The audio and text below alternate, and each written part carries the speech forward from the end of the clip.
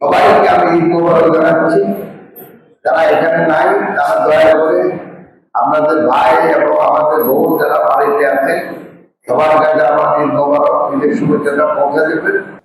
এই একটা জায়গার আইন শৃঙ্খলা পরিস্থিতি একদিনে তো খারাপ হয় না।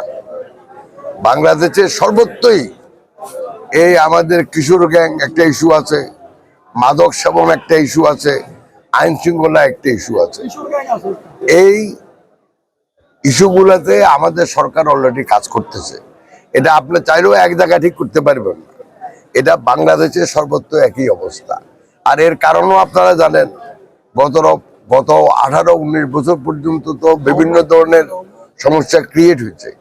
সমস্যা তো আর 3 মাসে সমাধান করা যায় না। তো আমি মনে করি আমাদের যে আইন শৃঙ্খলার অবস্থা এখন দেখুন, যেটা আপনারা দেখতেছেন, আপনি ভালো করেই দেখেন আরো উপজেলা, আমি কোনো কম্পেয়ার করতে যাব না। আরো তো বাংলাদেশে বহুত উপজেলা আছে। আমাদের পাশের উপজেলাগুলোতে যান, নাঙ্গলকোট, 14 গ্রাম, দেখেন ওখানে কি আমাদের এখান থেকে কম না বেশি?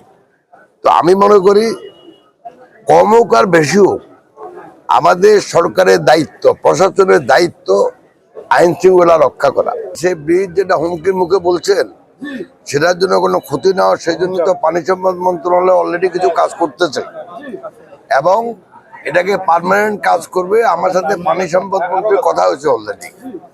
আর এখন যে বালুগুলো আসতেছে এগুলি মনে হচ্ছে সাগরের থেকে আসতেছে, আমাদের এলাকা থেকে কোনো মাটি উঠে দিচ্ছে।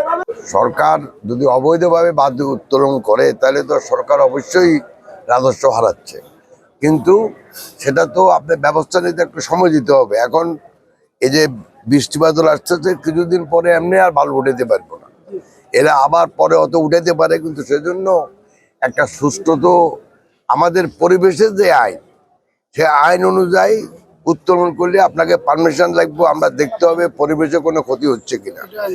এ নিয়ে আমি পানি সম্পদ মন্ত্রীর সাথে কথা বলছি, ওনারা সার্ভে করে বলতে হবে যে আসলে কতটুকু উত্তোলন করা যাবে কোন এলাকা থেকে।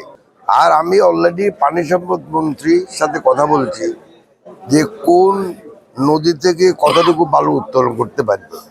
যেমন অলরেডি আমাদের একটা মিটিং হচ্ছে যে আমাদের সিলেটের যে নদীগুলো আছে যেখানে পাথর আসে, যে কতটুকু পাথর উত্তোলন করা যাবে।